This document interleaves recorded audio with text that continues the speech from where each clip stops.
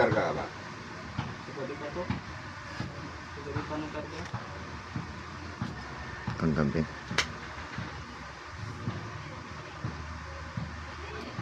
Malimit eh.